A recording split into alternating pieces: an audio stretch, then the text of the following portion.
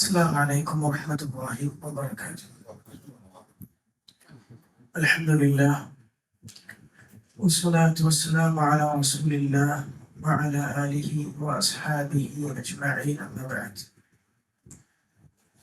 സ്നേഹാദരനായ സത്യവിശ്വാസി സഹോദരങ്ങളെ, അല്ലാഹു സുബ്ഹാനഹു വ തആലയെ സൂക്ഷിച്ച് തഖ്വ പാലിച്ചുകൊണ്ട് ജീവിക്കാൻ പരിശ്രമിക്കണമെന്ന് ആമുഖമായി വസിയത്ത് ചെയ്യുകയാണ്, ഓർമ്മപ്പെടുത്തുകയാണ്. അല്ലാഹു സുബ്ഹാനഹു വ തആല നമുക്കെല്ലാം അതിനുള്ള തൗഫീഖ് നൽകി അനുഗ്രഹിക്കുമാറാകട്ടെ. കഴിഞ്ഞ ആഴ്ച നമ്മൾ പറഞ്ഞത് കിതാബു തൗഹീദിലെ ബിസ്മില്ലാഹിർ റഹ്മാനിർ റഹീം, അതുപോലെ കിതാബു തൗഹീദ്, അതുപോലെ ഒന്നാമത്തെ ആയത്ത് സൂറത്തുൽ നാരിയാത്തിലെ 56-ാമത്തെ ആയത്ത്, വമാ ഖലഖ്തുൽ ജിന്ന വൽ ഇൻസ ഇല്ലാ ലിയഅ്ബുദൂൻ. അപ്പോൾ ആ ആയത്തിൽ നമ്മൾ പറഞ്ഞ കാര്യങ്ങൾ, ഒന്ന്, പിന്നെ ജിന്നിനെയും മനുഷ്യനെയും അള്ളാഹു സൃഷ്ടിച്ചത് അള്ളാഹുവിനെ ആരാധിക്കുവാൻ വേണ്ടി, അള്ളാഹുവിനെ ആരാധിക്കാൻ വേണ്ടിയാണ് എന്നാണോ അർത്ഥം? അതല്ല, അവർ പിന്നീട് അള്ളാഹുവിനെ ആരാധിക്കുന്നവർ ആയിത്തീരുന്നവരാണ് എന്നാണോ അർത്ഥം? ജിന്നിനെയും മനുഷ്യനെയും ഞാൻ സൃഷ്ടിച്ചത് അവർ പിന്നീട് എന്നെ ആരാധിക്കുന്നവർ ആയിത്തീരുന്നതിനാണ് എന്നാണോ അർത്ഥം? അതല്ല, ആരാധിക്കുവാൻ വേണ്ടിയാണ് എന്നാണോ അർത്ഥം? വേണ്ടിയാണ്. എന്നെ മാത്രം ഞാൻ പറഞ്ഞ പോയിന്റ് അതല്ല. അതായത് വേണ്ടി ആണ് എന്നാണ് അർത്ഥം. അവർ എന്നെ ആരാധിക്കുന്നവരായിത്തീരുന്നവരാകുന്നു എന്നല്ല അർത്ഥം. കാരണം എന്താ നമ്മൾ പറഞ്ഞിരുന്നു, അങ്ങനെ വിശദീകരിച്ച വ്യതിയാന കക്ഷികളുണ്ട്.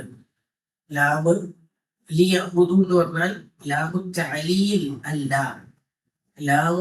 ലാബുൽ ഹിക്മ അല്ല. എന്നെ ആരാധിക്കുക എന്ന ഹിക്മത്തിന് വേണ്ടി, അല്ലെങ്കിൽ എന്നെ ആരാധിക്കുക എന്ന കാരണത്തിന് വേണ്ടിയാണ് ഞാൻ അവരെ സൃഷ്ടിച്ചത് എന്ന് പറയാൻ പറ്റുകയില്ല എന്നാണ് വ്യതിയാന കക്ഷികളുടെ വാദം, അശ്അരികളെ പോലെയുള്ളവരുടെ വാദം. എന്താ വാദം ഒരു പറയാൻ കാരണം? കഴിഞ്ഞ ദിവസം നമ്മൾ പറഞ്ഞ കാര്യങ്ങളാണ്. എന്താ വാദം പറയാനുള്ള കാരണം?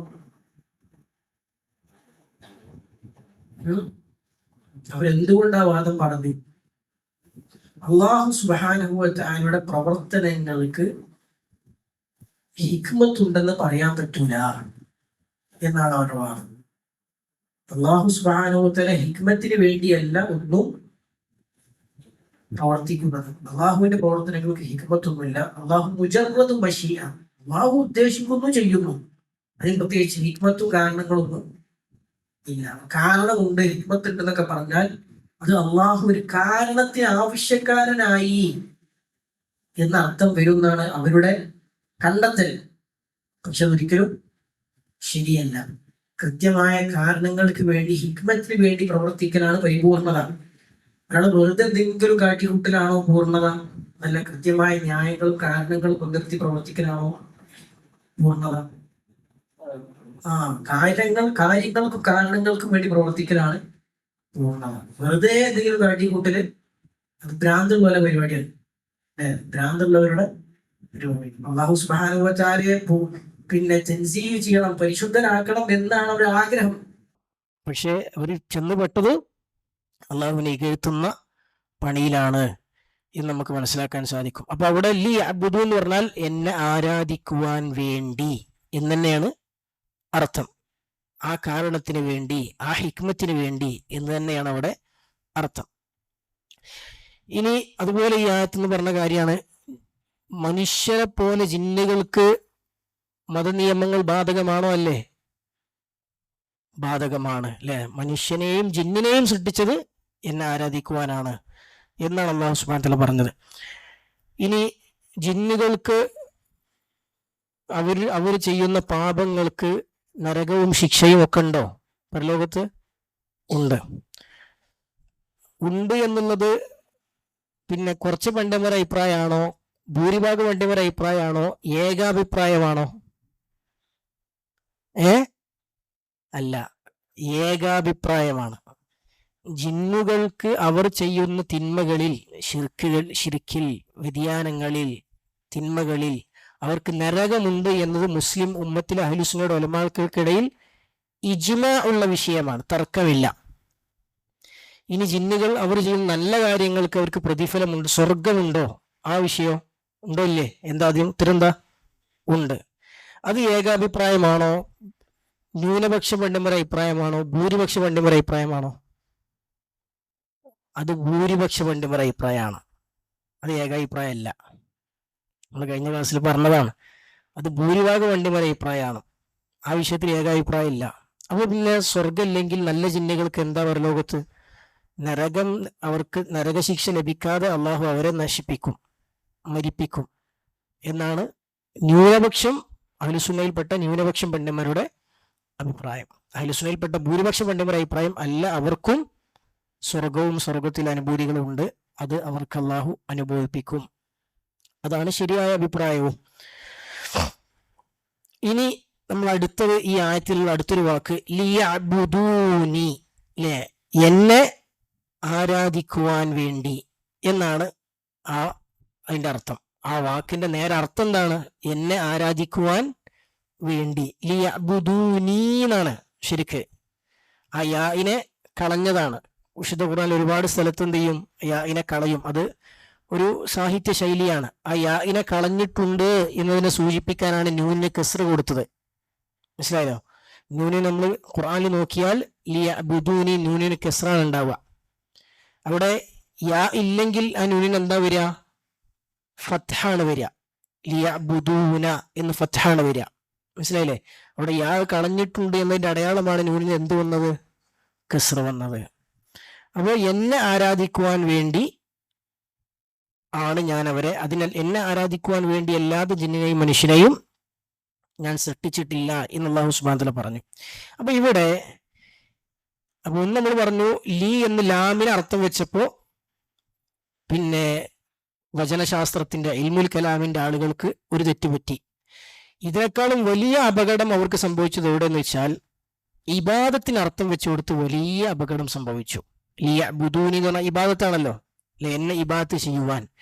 ഇബാദത്തിന് ഒരു സംഘം മുത്തക്കല്ലിമീങ്ങൾ, അതായത് വചനശാസ്ത്രത്തിന്റെ വക്താക്കൾ, ഈ പറഞ്ഞ അശ്അരികൾ, മാതുരിദികൾ, മുഅ്തസിലികൾ എന്നൊക്കെ പറഞ്ഞ ഇവരിൽ ഒരു വിഭാഗം ആളുകൾ ഒരു പറഞ്ഞ അർത്ഥം എന്താന്ന് വെച്ചാൽ അൽ ഖുദൂഉ ലി അംരില്ലാഹിൽ കൗനി, അൽ ഖുദൂഉ ലി അംരില്ലാഹി അൽ കൗനി. ആദ്യം ഇബാദത്തിന്റെ അർത്ഥം അഹ്ലുസുന്നയുടെ അർത്ഥം എന്താന്ന് പറയാം. അഹ്ലുസുന്നയുടെ അടുക്കൽ ഇബാദത്ത് പറഞ്ഞാൽ എന്താ? ആരാധന. അതിന്റെ താരീഫ് പറയേ, നിർവചനം. അതായത് സാധാരണ നമ്മൾ പറയുന്ന രണ്ട് രൂപത്തിൽ ഇബാദത്തിന്, പല രൂപത്തിൽ പറയാൻ പറ്റും, പ്രധാനമായും രണ്ട് രൂപത്തിലാണ്. ഒന്നെന്താ വെച്ചാൽ, ഒന്ന് ഈ ഒരു മനുഷ്യൻ ആരാധിക്കുന്നു, ആരാധന എന്ന പ്രവർത്തനത്തിൽ ഏർപ്പെടുന്നു എന്നതിനെ പരിഗണിച്ചുകൊണ്ട് നമുക്ക് താരീഫ്, അതിനാണ് തഅബ്ബുദ് എന്ന് പറയാ. തഅബ്ബുദ് എന്ന് പറഞ്ഞു കഴിഞ്ഞാൽ എന്താ? ആരാധന എന്ന പ്രവർത്തനം, ഒരു മനുഷ്യൻ ആരാധന എന്ന പ്രവർത്തനം ചെയ്യുന്നു എന്നതിനെ പരിഗണിച്ച് നമുക്ക് പറയുകയാണെങ്കിൽ ശരിയായ അള്ളാഹുവിന്റെ അടുക്കൽ സ്വീകാര്യമായ ഇബാദത്തിന്റെ നിർവചനമാണ് പറയണത്. അള്ളാഹുവിന്റെ അടുക്കൽ സ്വീകാര്യമായ ഇബാദത്തിന്റെ നിർവചനമാണ് പറയുന്നത്. എന്താണ്? അത്തദല്ലുലു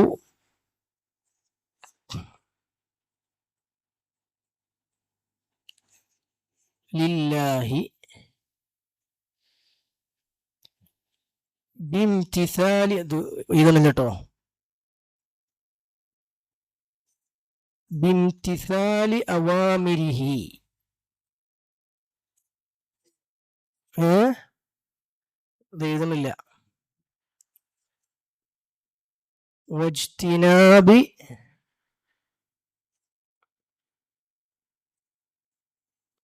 നവാഹിഹി മഹബ്ബതൻ വതഅദീമ.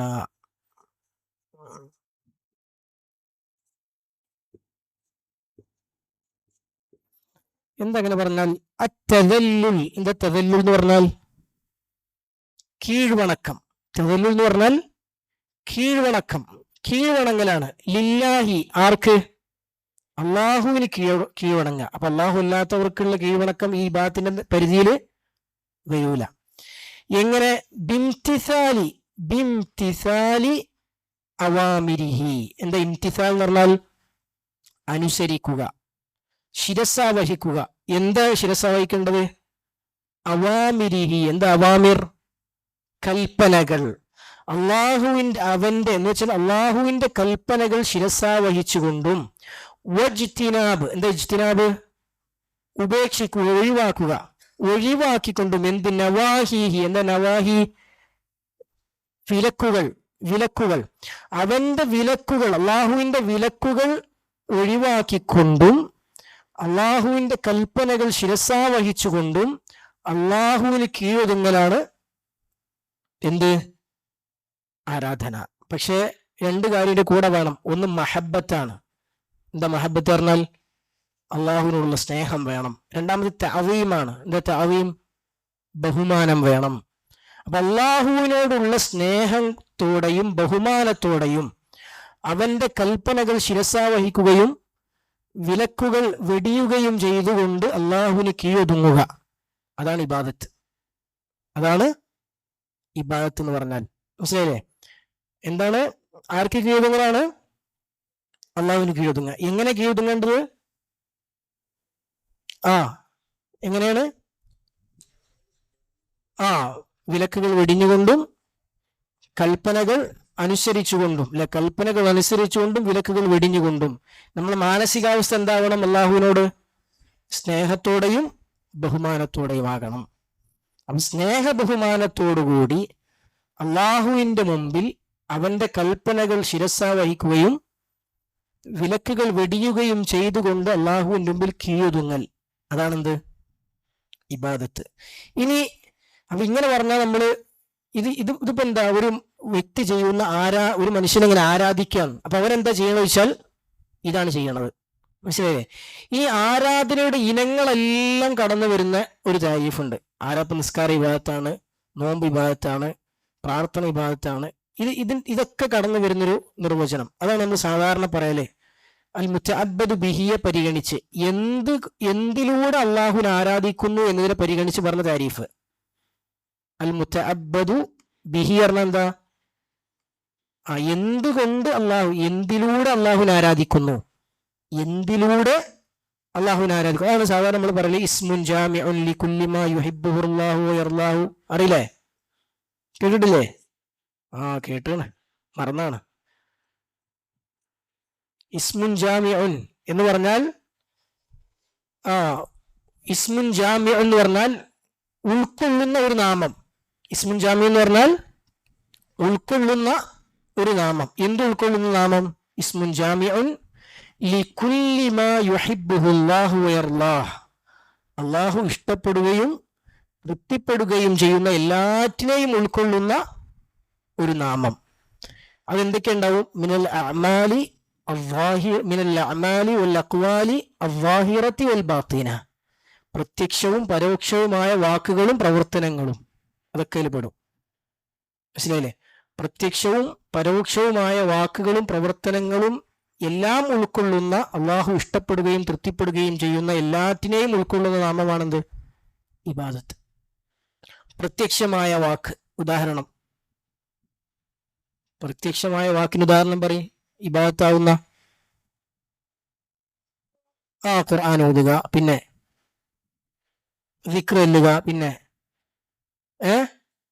നിസ്കാരത്തില് എല്ലാം ഉണ്ട്, വേറെ പറയും. ദുആ ചെയ്യുക, പിന്നെ നന്മ കൽപ്പിക്കുക, തിന്മ വിരോധിക്കുക, അള്ളാഹുവിലേക്ക് ക്ഷണിക്കുക. നാവുകൊണ്ട് ക്ഷണിക്കുകയാണെങ്കിൽ അതൊക്കെ എന്താണ്? പ്രത്യക്ഷമായ വാക്കുകളാണ്. ഇനി പ്രത്യക്ഷമായ കർമ്മങ്ങൾ എന്തൊക്കെ? അതിൽപ്പെട്ടാണ് ഇപ്പൊ നിസ്കാരത്തിൽ നമ്മൾ സുജൂദ് ചെയ്യുന്നു, റുക്കൂ ചെയ്യുന്നു, സക്കാത്ത് കൊടുക്കുന്നു.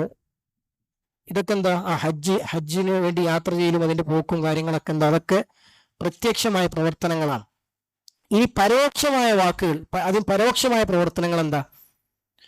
പരോക്ഷമായ പ്രവർത്തനങ്ങൾ, ബാത്തിനായ പ്രവർത്തനങ്ങൾ എന്താണ്? ഭയം, ഖൗഫ്, അള്ളാഹുവിൽ നിന്നുള്ള ഭയം. ഇതെവിടെ? ഇത് പ്രവർത്തനമാണ്, ഇതൊരു കർമ്മമാണ്. ഇതെവിടെ? ഈ കർമ്മം എന്തുകൊണ്ടാണ് നമ്മൾ ചെയ്യുക? ഏത് അവയവം കൊണ്ടാണ് ചെയ്യണത്? മനസ്സുകൊണ്ടാണ് ചെയ്യുന്നത്, ഹൃദയം കൊണ്ടാണ് ചെയ്യുന്നത് അല്ലെ. പിന്നെ വേറെ എന്തൊക്കെയാ കർമ്മങ്ങളാണ്? തിന്മകൾ വെടിയൽ നമ്മൾ അവയവം കൊണ്ട് തന്നെ ചെയ്യല്ലേ. മഹബത്ത്, അള്ളാഹുവിനോടുള്ള സ്നേഹം, അതെവിടെ? അത് പ്രത്യക്ഷമാണോ പരോക്ഷമാണോ? പരോക്ഷമാണ്, മനസ്സിന്റെ ഉള്ളിലാണ്. പിന്നെ തഅവീം, അള്ളാഹുവിനോടുള്ള ബഹുമാനം, അത് മനസ്സിന്റെ ഉള്ളിലാണ്. പിന്നെന്താ കഴിഞ്ഞ? വെറുപ്പ്. വെറുപ്പ് ഇപ്പൊ എന്തിനോടുള്ള വെറുപ്പ്? തിന്മയോടുള്ള, അള്ളാഹു ഇഷ്ടപ്പെടാത്ത കാര്യങ്ങളോടുള്ള വെറുപ്പ്, അത് മനസ്സിന്റെ ഉള്ളിലാണ്. പിന്നെ തവക്കുൽ, അള്ളാഹുവിൽ ഭരമേൽപ്പിക്കുക. കൈകൊണ്ട് കാലുകൊണ്ട് ചെയ്യാൻ പറ്റുമോ? അതെന്തുകൊണ്ട് ചെയ്യാ? അത് മനസ്സുകൊണ്ടാണ് ചെയ്യുക. പിന്നെ നിയ്യത്ത്, ബാറക്കല്ലാഹു ഫീക്കും, നിയ്യത്ത് പുറത്ത് കാണോ? നിയ്യത്ത് ഉള്ളിലാണ്. അതൊക്കെ പരോക്ഷമായ പ്രവർത്തനങ്ങളാണ്. ഇഖ്ലാസ്, അതുപോലെ തന്നെ പിന്നെ തവക്കുല്, ഖൗഫ്, റജാ, പ്രതീക്ഷ, റിള, തൃപ്തി, സബ്ർ, ക്ഷമ, ഇതൊക്കെ എവിടെയാണ്? ഇതൊക്കെ ഹൃദയത്തിന്റെ ഉള്ളിൽ ഉണ്ടാകുന്ന കാര്യങ്ങളാണ്. ഇനി പരോക്ഷമായ വാക്കുകൾ എന്താ? പരോക്ഷമായ വാക്കുകൾ തൊള്ളുകൊണ്ട് പറയുന്ന വാക്കല്ല. പരോക്ഷം എന്ന് പറഞ്ഞാൽ തന്നെ എന്തുകൊണ്ടേക്കാരം പറയണത്?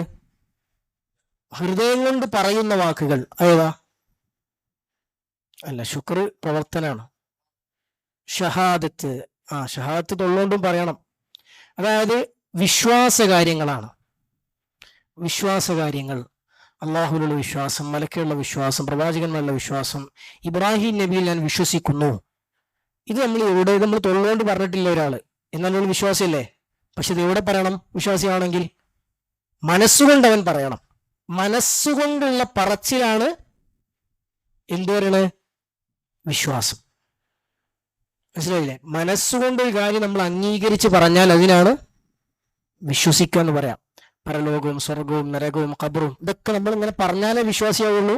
തൊള്ളോണ്ട് പറയണോ? വേണ്ട. അത് ഇതൊക്കെ നമ്മൾ പറയുന്നുണ്ട്. എവിടെ പറയണത്?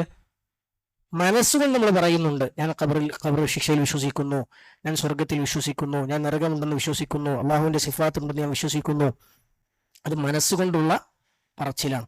അപ്പം 4 കാര്യങ്ങളാണ് ഇബാദത്തിൽ. 4 തരത്തിലാണ് ഇബാദത്തുകൾ ഉണ്ടാവുക. ഏതൊക്കെയാണ്? ഒന്ന്, പ്രത്യക്ഷമായ പ്രവർത്തനങ്ങൾ, പിന്നെ പ്രത്യക്ഷമായ വാക്കുകൾ, പിന്നെ പരോക്ഷമായ പ്രവർത്തനങ്ങൾ, പിന്നെ പരോക്ഷമായ വാക്കുകൾ. അപ്പൊ ഈ നാല് വിഭാഗത്തെയും പൂർണ്ണമായും ഉൾക്കൊള്ളുന്ന, ഈ 4 വിഭാഗത്തിൽ നിന്നും അള്ളാഹു ഇഷ്ടപ്പെടുകയും തൃപ്തിപ്പെടുകയും ചെയ്യുന്ന എല്ലാറ്റിനെയും പൂർണ്ണമായും ഉൾക്കൊള്ളുന്ന നാമം, അതാണെന്ത്? ഇബാദത്ത്. അപ്പൊ ഈ ഒരു നിർവചനം നമ്മൾ പറയുമ്പോൾ ഇബാദത്ത് ഓരോ ഇബാദത്തിനെയും പരിഗണിച്ചാണ് പറയണത്. മനസ്സിലായോ? എന്തൊക്കെ കാര്യങ്ങളിലൂടെ നമ്മൾ റബ്ബിനെ ഇബാദത്ത് ചെയ്യുന്നു എന്നതിനെ പരിഗണിച്ച് പറഞ്ഞ നിർവചനമാണിത്. മനസ്സിലായില്ലേ? നമ്മൾ ആദ്യം പറഞ്ഞ നിർവചനോ നമ്മൾ ആരാധിക്കുന്നു എന്നതിനെ പരിഗണിച്ച്, ആ വസ്തുവിനെ ഏത് ഇബാദത്ത് കൊണ്ട് ഇബാദത്ത് ചെയ്യുന്നുള്ള പരിഗണിച്ച് പറഞ്ഞതല്ല. നമ്മൾ നിർവഹിക്കുന്നതിനെ പരിഗണിച്ച്, നമ്മളെ പ്രവർത്തനത്തെ പരിഗണിച്ച് പറഞ്ഞ നിർവചനമാണ് ആദ്യം പറഞ്ഞ നിർവചനം. അപ്പൊ ആദ്യം പറഞ്ഞ നിർവചനം എന്താണ്? പറഞ്ഞോളി. ആദ്യം പറഞ്ഞ നിർവചനം എന്താണ്? അരണം വരെയോട് പറഞ്ഞോടി. അറബി ഒന്നും വേണ്ട, മലയാളം പറഞ്ഞാൽ മതി. സ്നേഹത്തോടെയും ബഹുമാനത്തോടെയും വിലക്കുകളെ വെടിഞ്ഞുകൊണ്ടും കൽപ്പനകൾ അനുസരിച്ചുകൊണ്ടും അള്ളാഹുവിന് കീഴൊതുങ്ങുക. അത്രയുള്ളൂ. അള്ളാഹുവിന് കീഴൊതുങ്ങുക, അതാണ് ഇബാദത്ത്. അപ്പൊ ഇബാദത്ത് എന്താന്ന് നമ്മൾ പഠിച്ചു. ഇബാദത്തിന്റെ 2 തരത്തിലുള്ള നിർവചനങ്ങൾ നമ്മൾ പഠിച്ചു. അപ്പൊ അള്ളാഹു ഇഷ്ടപ്പെടുകയും തൃപ്തിപ്പെടുകയും ചെയ്യുന്നത് എന്ന് പറഞ്ഞല്ലോ അല്ലെ? അള്ളാഹു ഇഷ്ടപ്പെടുകയും തൃപ്തിപ്പെടുകയും ചെയ്യുന്ന എല്ലാ വാക്കും പ്രവർത്തനങ്ങളും. അള്ളാഹുവിന്റെ ഇഷ്ടവും തൃപ്തിയും ഒരു വാക്കിനുണ്ടോ, ഒരു പ്രവർത്തനത്തിനുണ്ടോ എന്ന് നമുക്ക് എങ്ങനെ അത് മനസ്സിലാക്കാൻ പറ്റുക?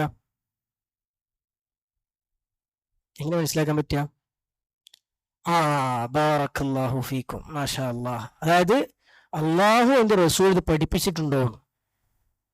അള്ളാഹു അത് ദീനാക്കിയിട്ടുണ്ടോ, അള്ളാഹു ഷറആക്കിയിട്ടുണ്ടോ? അള്ളാഹു ഷറആക്കിയ കാര്യങ്ങളൊക്കെ അള്ളാഹുവിന് ഇഷ്ടവും തൃപ്തിയുമുള്ള കാര്യങ്ങളാണ്.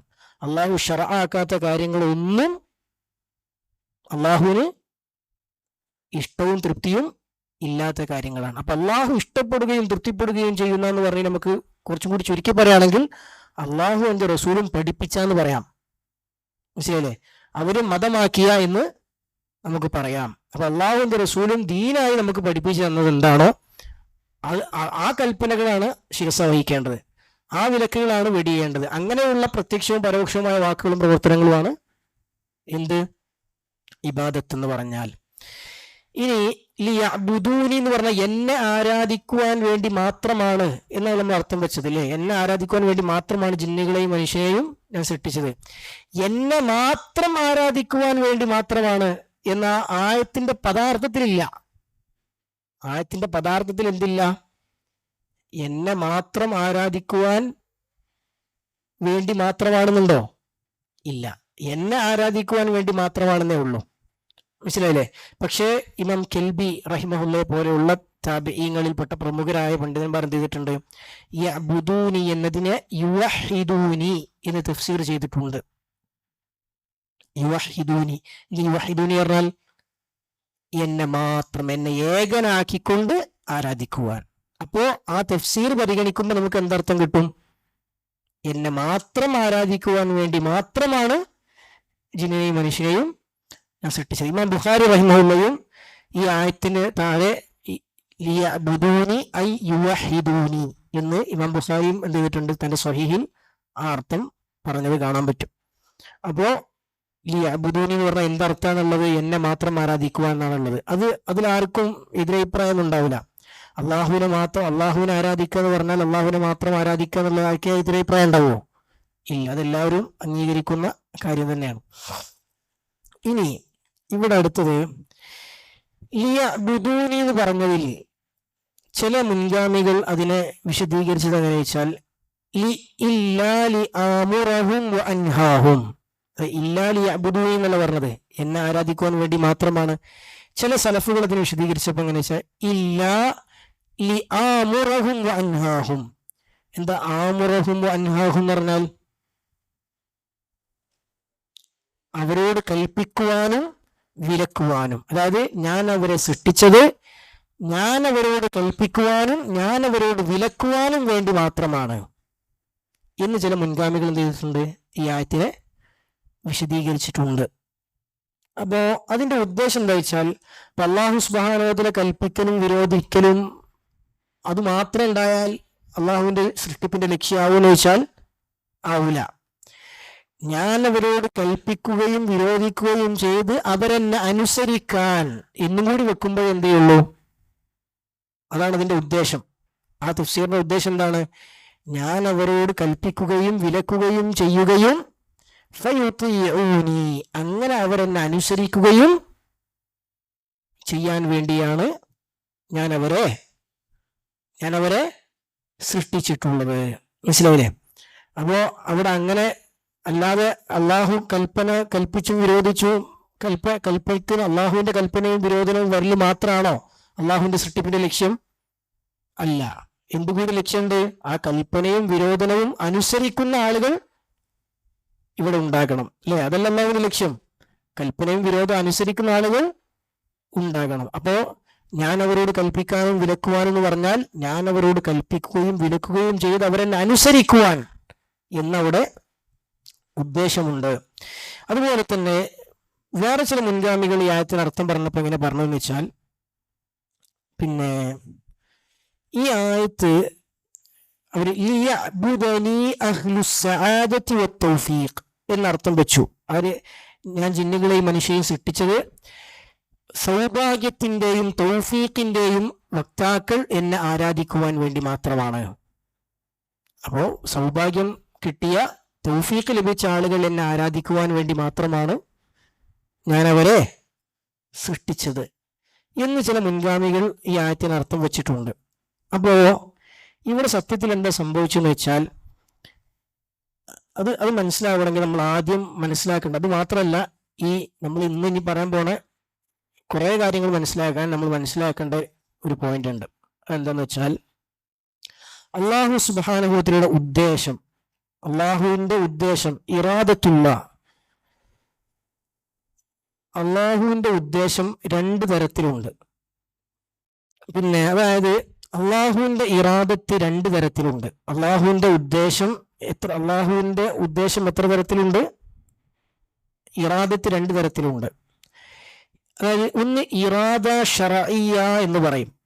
എന്താണ് ഇറാദത്തുൻ ശർഇയ്യ? ഞാൻ ചോദിക്കുമ്പോൾ നിങ്ങൾ പറയണം, അതിനായി ചോദിക്കണത്. ഇറാദത്തുൻ ശർഇയ്യ. രണ്ടാമത് ഇറാദത്തുൻ കൗനിയ്യ എന്ന് പറയും.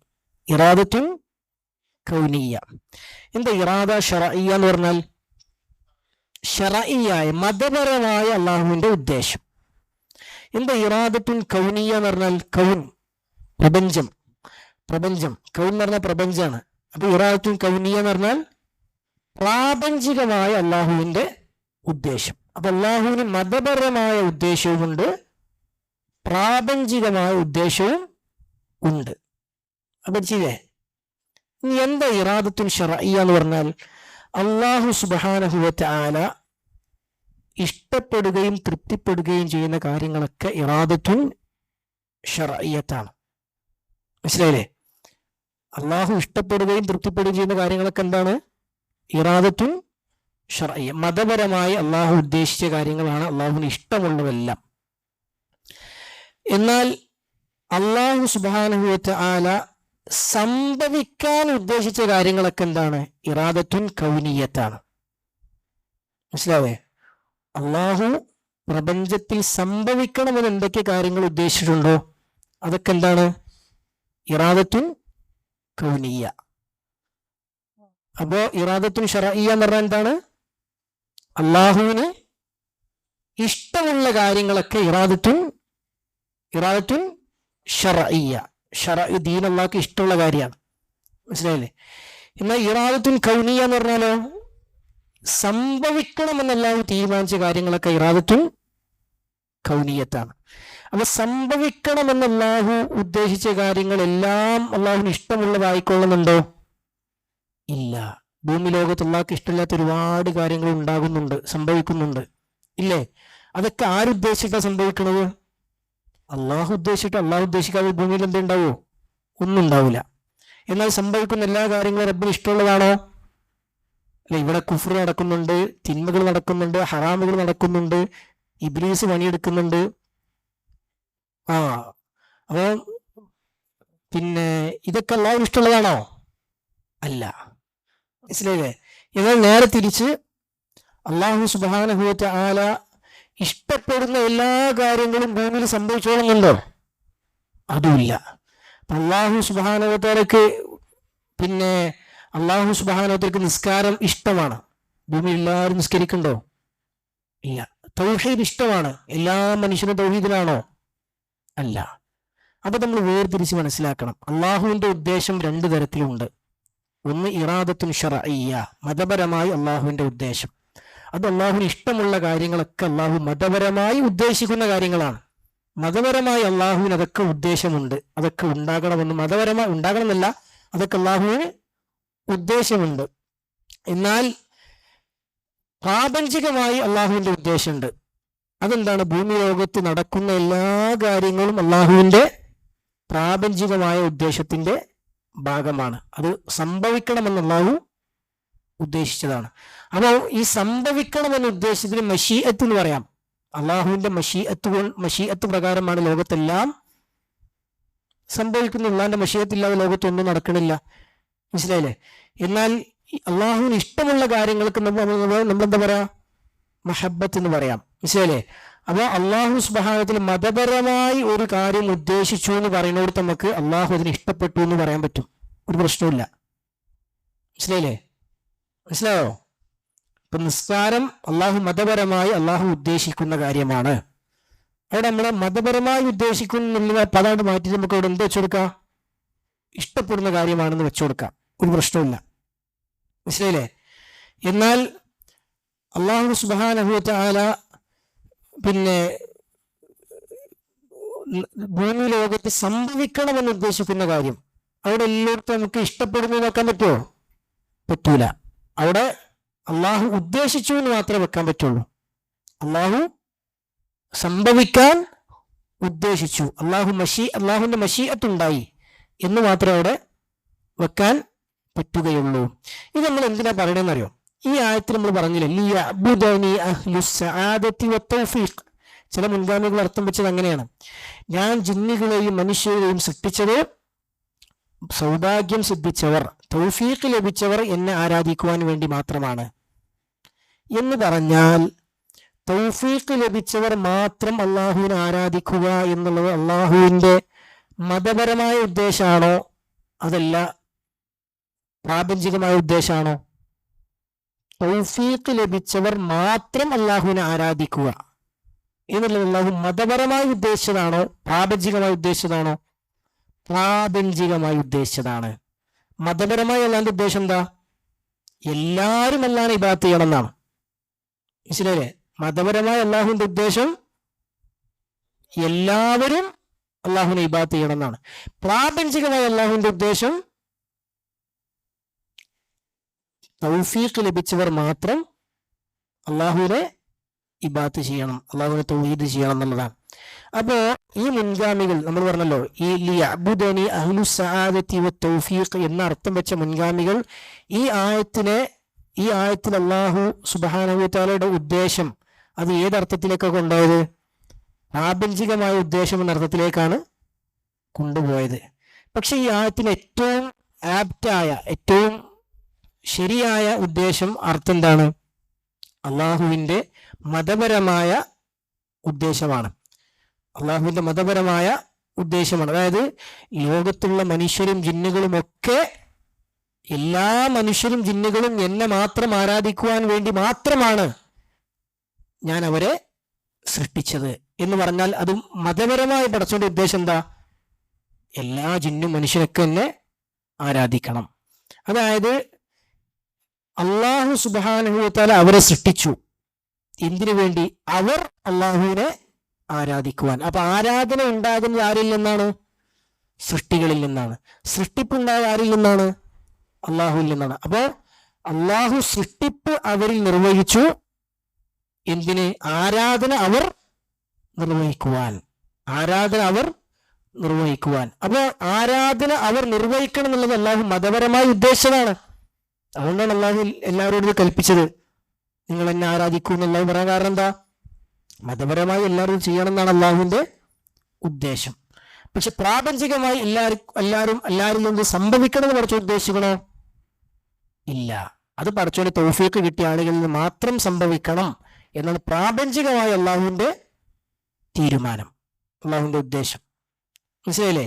ഈ രണ്ട് ഉദ്ദേശങ്ങൾ, രണ്ട് ഇറാദത്ത് നമ്മൾ മനസ്സിലാക്കിയില്ലെങ്കിൽ പിന്നെ അത് മനസ്സിലാക്കാത്തതാണ് ഖലാഖത്തിന്റെ വിഷയത്തിൽ വഴിപിഴച്ചവരൊക്കെ വഴിപിഴക്കാൻ കാരണം എന്താണ്? ഈ രണ്ട് ഉദ്ദേശങ്ങളെ വേർതിരിച്ച് മനസ്സിലാക്കാത്തതാണ്. രണ്ടും കൂടി കൂട്ടിക്കുഴച്ചു.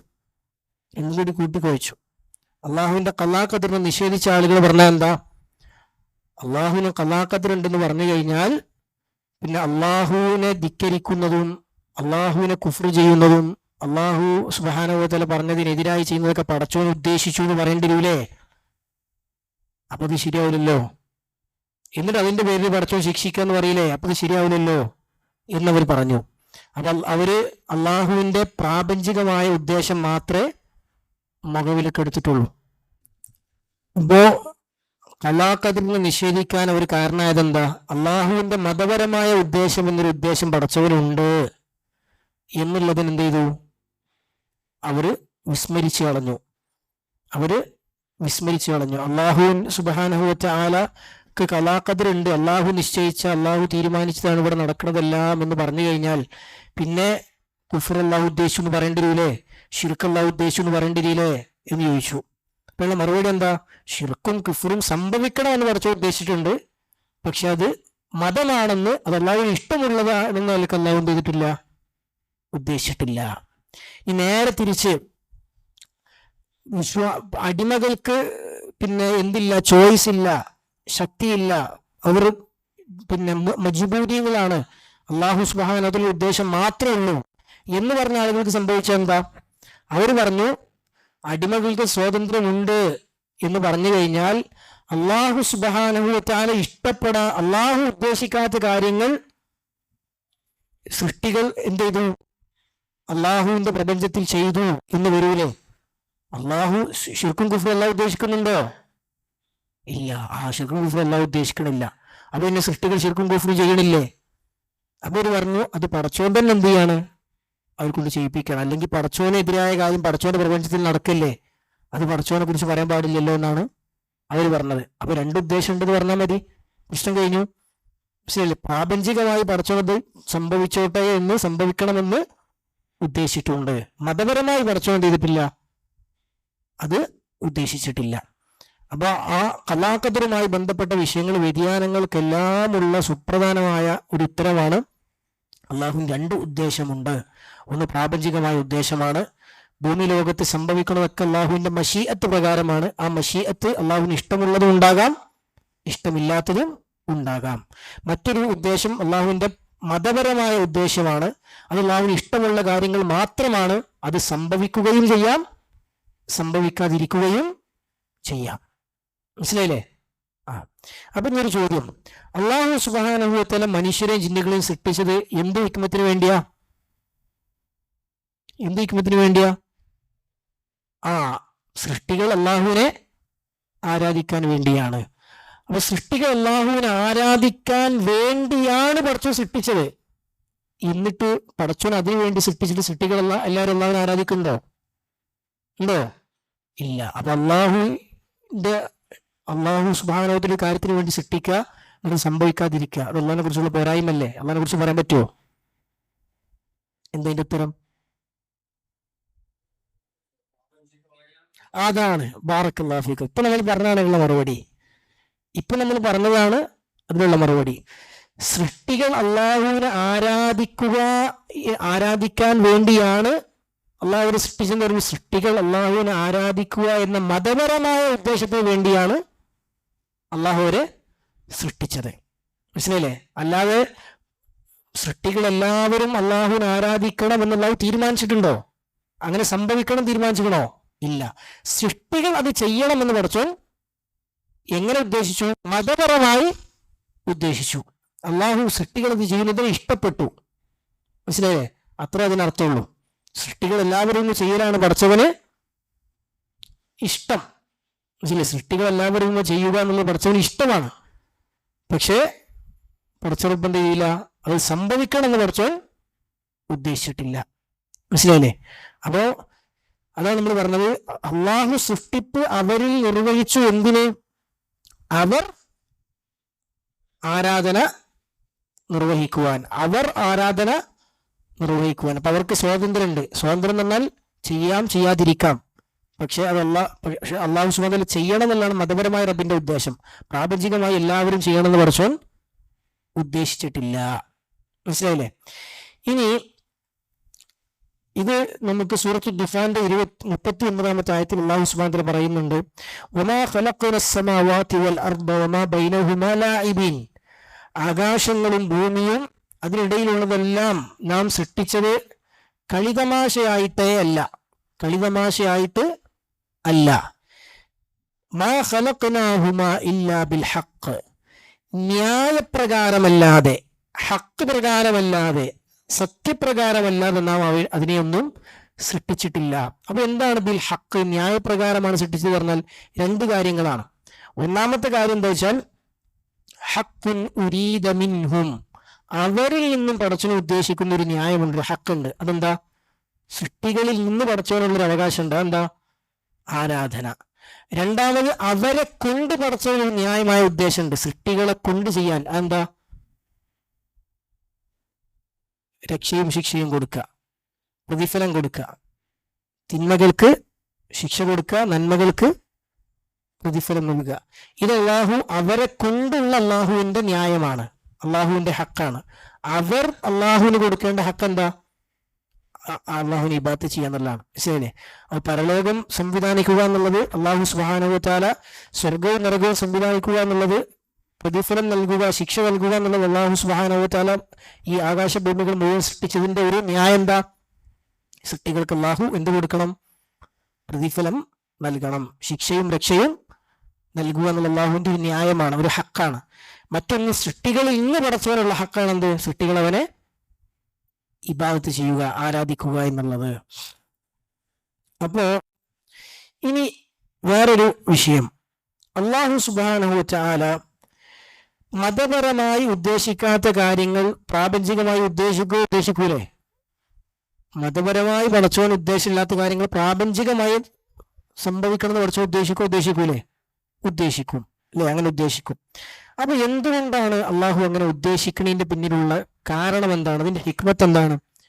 അതിന്റെ ഹിക്മത്ത് എന്താന്ന് വെച്ചാൽ, ആ കാര്യം അള്ളാഹുവിന് ഇഷ്ടമുണ്ടാവില്ല.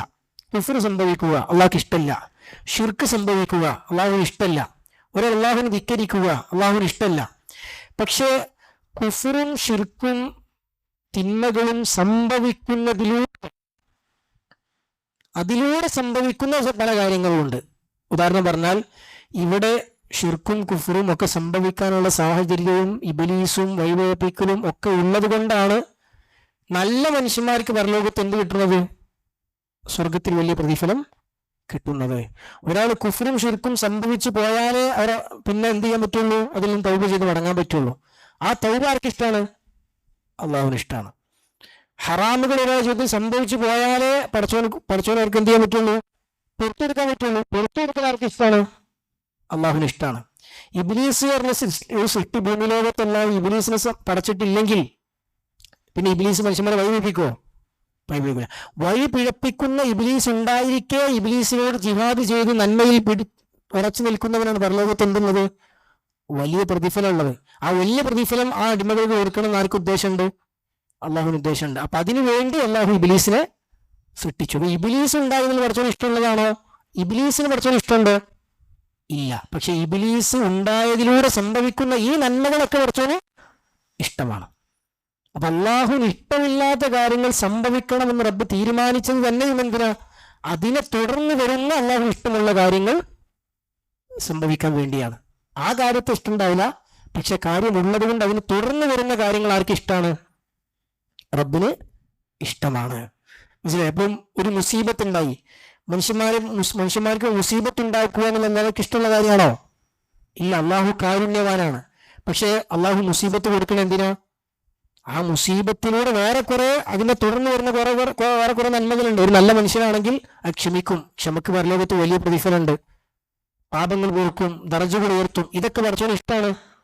നല്ല മനുഷ്യനും നല്ല ആളുകൾക്ക് എന്ത് ചെയ്യണം? പ്രതിഫലം കൊടുക്കണം, ദർജകൾ ഉയർത്തണം. റസൂലുള്ളാഹി സ്വല്ലല്ലാഹു അലൈഹി വസല്ലം പറഞ്ഞു, ഒരു അടിമയെ റബ്ബ് ഇഷ്ടപ്പെടും. ഇത് ഇഷ്ടപ്പെട്ടിട്ട് അവന് സ്വർഗത്തിൽ വലിയ സ്ഥാനം നൽകണമെന്ന് റബ്ബ് തീരുമാനിക്കും. അവന്റെ അമല് കൊണ്ട് ആ സ്ഥാനം നേടാൻ സാധിക്കൂല. അപ്പൊ എന്ത് ചെയ്യും? പരീക്ഷണങ്ങൾ ഇട്ട് കൊടുക്കും. പരീക്ഷണത്തിൽ ക്ഷമിച്ച് എന്ത് ചെയ്യും? അവർ സ്വർഗത്തിലെ ഉന്നത സ്ഥാനത്ത് എത്തും എന്ന് റസൂലുള്ളാഹി സ്വല്ലല്ലാഹു അലൈഹി വസല്ലം പറഞ്ഞ ഹദീസിൽ കാണാൻ പറ്റും. അപ്പോ പ്രയാസപ്പെടുത്തുക റബ്ബിന് ഉദ്ദേശമില്ല. പക്ഷെ പ്രയാസപ്പെടുത്തുന്നതിലൂടെ അതിന്റെ പരീക്ഷണം നൽകുന്നതിലൂടെ വേറെ വലിയ നന്മ റബ്ബപ്പുറത്ത് ഉദ്ദേശിക്കുന്നുണ്ട്. ആ നന്മ ആർക്ക് ഇഷ്ടമാണ്? റബ്ബിന് ഇഷ്ടമാണ്. അപ്പൊ പടച്ച റബ്ബ് ഉദ്ദേശിക്കുന്ന ഇഷ്ടമില്ലാത്ത അള്ളാഹുവിന്റെ കൗനിയായ പ്രാപഞ്ചികമായ ഉദ്ദേശങ്ങൾ പോലും അതിനെ തുടർന്ന് വരുന്ന ഇഷ്ടമുള്ള കാര്യങ്ങൾക്ക് വേണ്ടിയാണ് റബ്ബ് ഉദ്ദേശിക്കുന്നത്. പറഞ്ഞ ക്ലിയർ ആയില്ലേ? വ്യക്തല്ലേ? അതെ.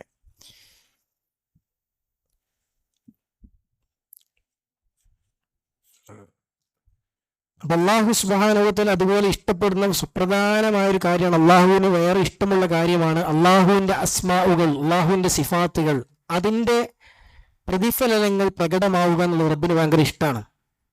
അപ്പൊ അള്ളാഹു ഏറെ പൊറുക്കുന്നവരാണ്. അള്ളാഹുവിന്റെ സിഫത്താണ്. അങ്ങേയറ്റം പുറത്തു കൊടുക്കുന്നവരാണ്. അങ്ങേയറ്റം പുറത്തു കൊടുക്കണമെങ്കിൽ എന്ത് ചെയ്യണം? ഒരു മനുഷ്യൻ അത്രയും വലിയ തിന്മ ചെയ്യണ്ടേ? അത്രയും വലിയ ഹറാമിൽ അകപ്പെടേണ്ട. അപ്പോഴല്ലേ അങ്ങേയറ്റം പുറത്തു കൊടുക്കുന്നവനാകാൻ പറ്റുള്ളൂ. അപ്പൊ അള്ളാഹുവിന്റെ പാപങ്ങൾ പുറത്തു കൊടുക്കുക എന്ന അള്ളാഹുവിന്റെ ഇസ്മിന്റെ അള്ളാഹുവിന്റെ സിഫത്തിന്റെ അതിന്റെ പ്രതിഫലനത്തിന് വേണ്ടി, അത് പ്രകടമാക്കാൻ വേണ്ടിയിട്ട് പഠിച്ചോണ്ട് ചെയ്യും. ഇത് സംഭവിക്കണം, ഒരു മനുഷ്യനിൽ നിന്ന് വലിയ ഹറാമുകൾ സംഭവിക്കണം എന്ന് റബ്ബ് തീരുമാനിക്കും. എന്നാലേ അസർ പ്രകടമാക്കാൻ പറ്റുള്ളൂ. മനസ്സിലായില്ലേ? ആ അള്ളാഹുവിന്റെ ഇസ്മിന്റെ ആ പ്രതിഫലനം ഇവിടെ പ്രകടമാക്കാൻ പറ്റുള്ളൂ. അതുപോലെ തന്നെ തൗബ ചെയ്യേണ്ട സാഹചര്യം ഉണ്ടാകുമ്പോഴാണ് അതാണ് തൗബ ചെയ്യുക. അപ്പൊ തൗബ ചെയ്യേണ്ട സാഹചര്യം ഉണ്ടാകണമെന്ന് റബ്ബ് തീരുമാനിക്കും. എന്നാലും മതപരമായ റബ്ബ് ഇഷ്ടമുള്ള കാര്യമാണോ? അല്ല. മനസ്സിലായില്ലേ? അപ്പൊ നമ്മൾ വേർതിരിച്ച് മനസ്സിലാക്കുക. നമുക്ക് അടുത്ത ആയത്തിലേക്ക് കിടക്കാൻ സമയമില്ലല്ലോ. ഉണ്ടോ? വലിയ സമയം ഉണ്ടാവില്ല.